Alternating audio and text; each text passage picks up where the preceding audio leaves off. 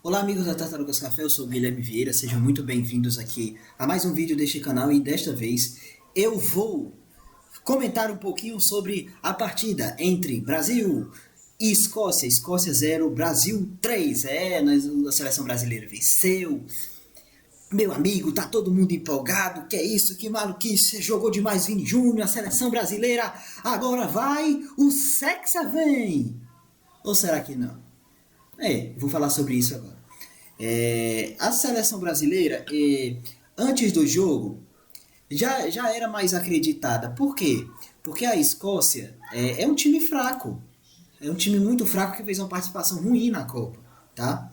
Marrocos parece ter jogado melhor, não vi. E contra o Haiti, pô, o Haiti teve mais finalizações que a Escócia. O Haiti se esforçou bastante, só não teve o gol. A Escócia venceu. E eu já sabia que o Brasil podia fazer um placar esticado. Eu chutei 2-0, tá? Chutei 2-0. Errei.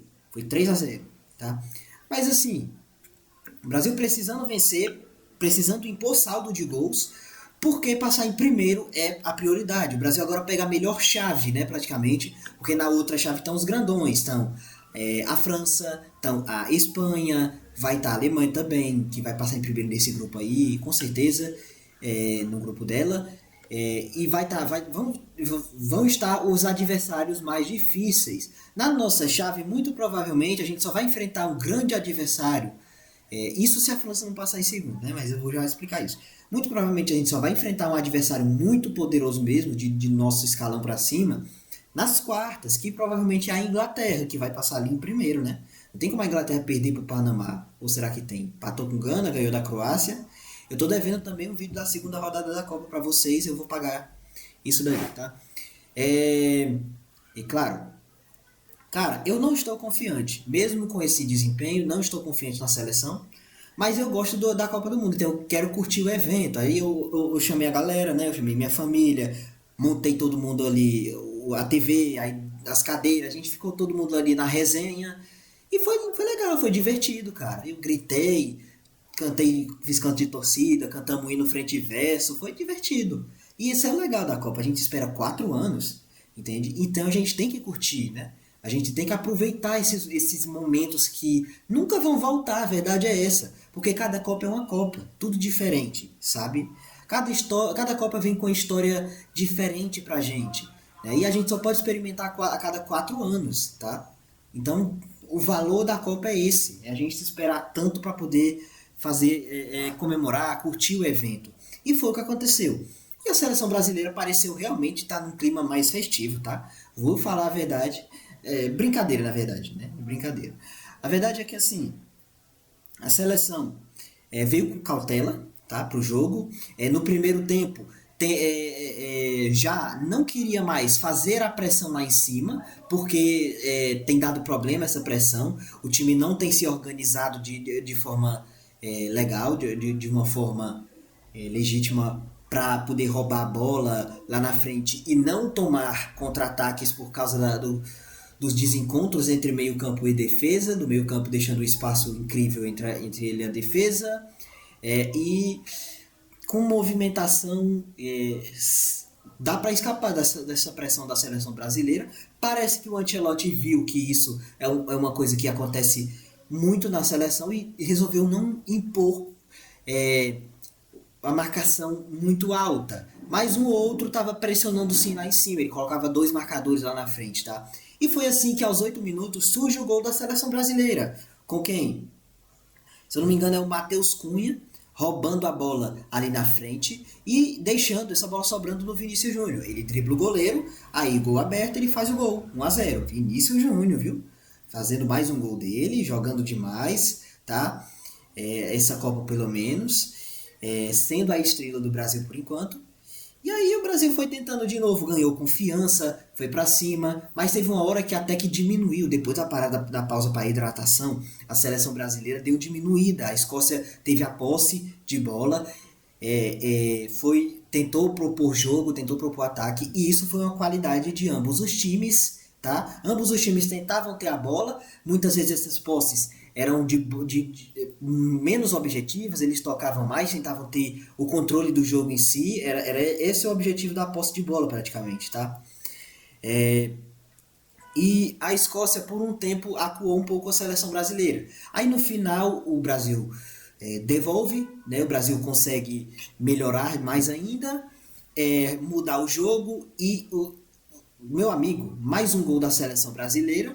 Vinícius Júnior, na verdade, acabou tendo um gol anulado, né, Vinícius Júnior. Mas, cara, ele foi lá e fez o segundo gol da seleção brasileira no final do primeiro tempo. Foi ele? Ou foi? Foi ele, foi ele. Ele fez o segundo gol da seleção brasileira no primeiro tempo, Vinícius Júnior, que, pelo amor de Jesus Cristo, ele tem 4 gols na Copa, briga pela artilharia com o Mbappé, com Messi e companhia ali. Harry Kane também vai tentar, eu acredito. E cara, bela atuação da seleção no primeiro tempo, foi mais cautelosa, entendeu suas limitações e trabalhou com isso. Mas tem a parte da Escócia ser fraca, eu vou já falar sobre isso. Porque no segundo tempo, o que acontece? O Ancelotti parece que diminuiu o ritmo do time. Vamos poupar energia aqui, pô, porque tem uma Copa pela frente. A gente vai pegar adversários exigentes no mata-mata. Entende? Muito provavelmente Japão ou Suécia. Eles vão vir com vontade, vão vir com fome. A gente precisa se poupar aqui e já tá ganhando de 2-0. E foi uma decisão acertada. A galera começou a ficar com mais calma, a tocar a bola devagar, não se movimentar tanto para não gastar, né? Para não ter lesão, perigo de lesão e tudo. Mesmo assim, quando o Brasil conseguia pegar a bola lá na frente, ele criava uma chance ou outra. Dava certo. E foi assim que o Bruno Guimarães, bicho, eu não me lembro mais se foi o primeiro ou se foi o segundo ou se foi o terceiro gol. Mas o Bruno Guimarães, ele deu um cruzamento tão lindo, acho que foi no segundo gol, na verdade, estou invertendo as coisas. Ele deu um cruzamento tão lindo pro Vinícius Júnior cabecear, foi o segundo gol, tá? E aí depois vem o próprio Bruno Guimarães, consegue uma bola lá na frente, toca a bola pro Matheus Cunha, que também tira o goleiro ali e bate. Faz o gol. Deu certo, tá? 3-0 brasileiro, 3-0 pro Brasil, seleção brasileira lá, e deixar a Escócia jogar, né? Vamos diminuir mais ainda o ritmo e vamos deixar eles jogarem, eles terem aí seu momento de glória. E deu certo. A Escócia veio pra cima, o Alisson teve que trabalhar e fez ótimas defesas. O Alisson cada dia se tornando um goleiro bem mais confiável. Eu já disse, ele é o melhor que nós temos, mas passou a temporada inteira com lesão, sofrendo bastante. Os dois amistosos pré-Copa foram ruins do Alisson praticamente. E aí na Copa ele resolveu crescer. Ele e o Vinícius Júnior resolveram crescer e dar o seu melhor aí pela seleção, né? E é isso, cara. O Brasil ganha de 3-0 da Escócia. Ganha com a sensação de que deu uma pequena melhorada, mas não é parâmetro. Já disse aqui que a Escócia é muito fraca, que realmente assim, um placar desse mais esticado. Eu chutei 2-0, mas podia ter sido mais, tá? Podia sim, porque o Brasil, se fizesse mais força, teria acabado com a Escócia. Marrocos, no outro jogo, acabou ganhando do Haiti por 4-2, sofrendo praticamente. O goleiro deve ter feito muitas defesas, eu não vi os melhores momentos agora, mas o goleiro deve ter feito muitas defesas, finalização muitas de Marrocos, e finalizações no gol também. Então o goleiro deve ter trabalhado bastante. E como, ao contrário do que nós esperávamos, eles não fizeram saldo no Haiti. O time haitiano deu um grande trabalho para os marroquinos. E a seleção brasileira no saldo de gols, por causa de um gol a mais, consegue passar de fase em primeiro, né? Muito provavelmente nós vamos pegar a Suécia ou o Japão. Amanhã nós vamos ter os jogos que definem o nosso adversário, tá? Que são Holanda e Tunísia, e a Holanda provavelmente deve golear, como todo mundo goleou a Tunísia, como a Suécia fez o 5-1, o Japão fez um 4-0, e eu quero falar sobre isso na segunda rodada da Copa.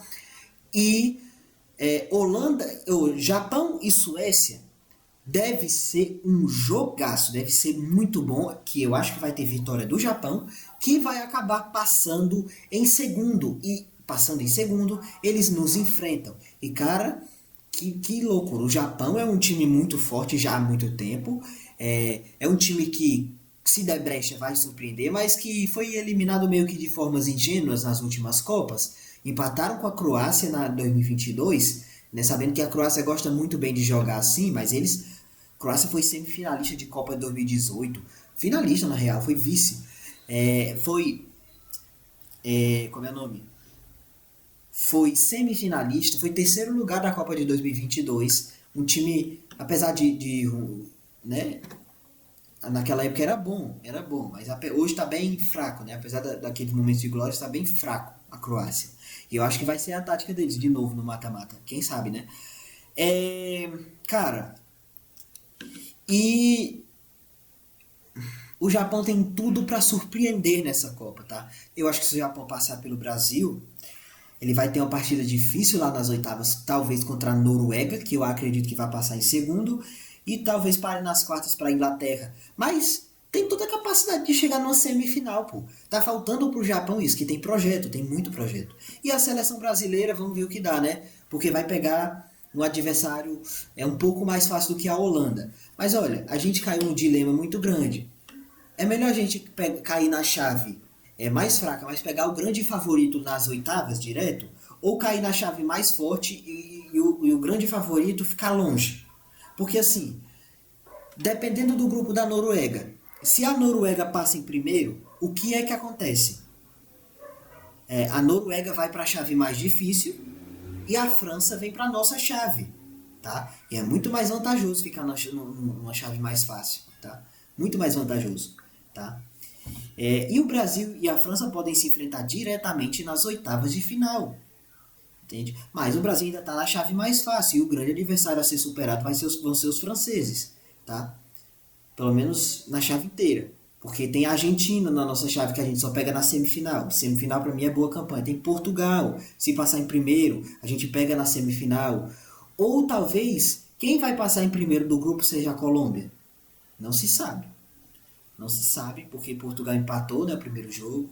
A Colômbia ganhou os dois aí. Se der empate, a Colômbia passa em primeiro. Né? Aí não se sabe o que vai acontecer de verdade. A Argentina já está classificada e vai passar em primeiro. Aí atropelar ali a Jordânia, com o Messi fazendo uma Copa excelente.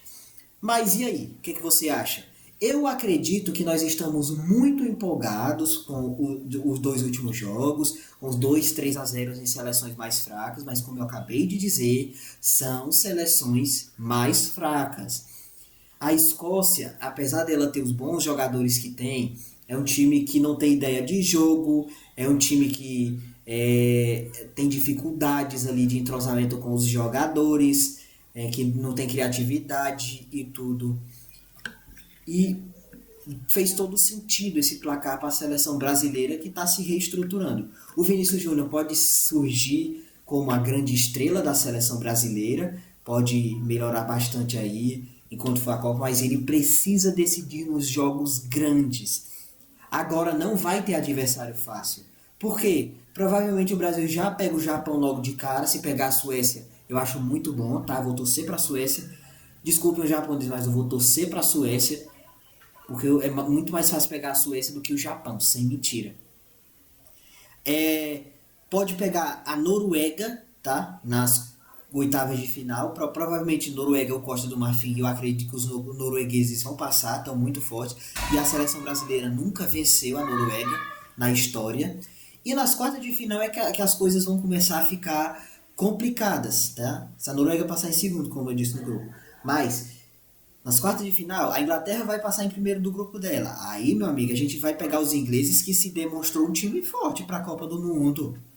Entende? No começo, na primeira rodada, jogou demais. Ele ganhou da Croácia, ganhou o jogo grande. E é nesse tipo de seleção que nós estamos tropeçando, né?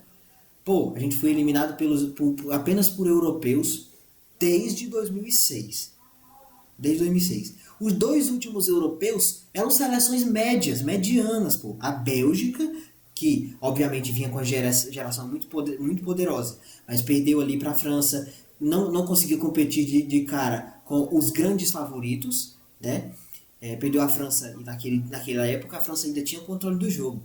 E também nós tivemos a Croácia, que apesar de conseguir ir para a semifinal, foi atropelado pela campeã Argentina, né? Os times que eliminaram o Brasil foram eliminados pelos campeões na fase seguinte, né? Na semifinal. E antes de acontecer isso, nós pegamos quem? Ou nós poderíamos pegar quem? Nas quartas, na época?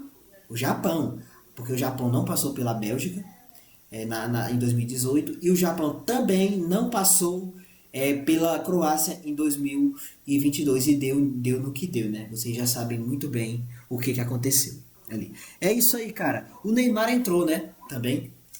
Menino Ney voltando de lesão aí da seleção brasileira.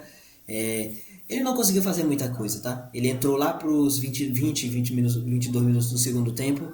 Não, foi uma partida discreta, tocou uma vez ou outra na bola, sofreu falta, mas era esperado que ele fizesse alguma coisa assim, que ele não conseguisse jogar tão bem, porque tá voltando de lesão de novo, o ritmo é muito maior do que o ritmo de Copa do Mundo é muito maior do que o ritmo de Brasileirão, é muito maior.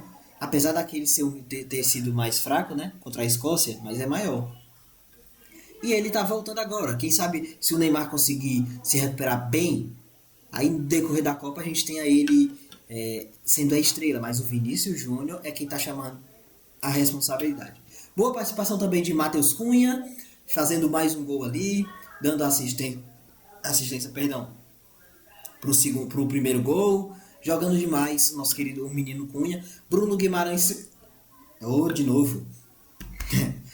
Bruno Guimarães sendo o nosso meio-campista de ritmo certinho, fazendo tudo o que é para fazer, dando bons passes ali, mas ele tem, eu reitero, todos os jogadores do Brasil precisam fazer isso agora, no mata-mata. Precisam fazer tudo e mais um pouco que fizeram na fase de grupos, no mata-mata, contra as seleções mais fortes, tá?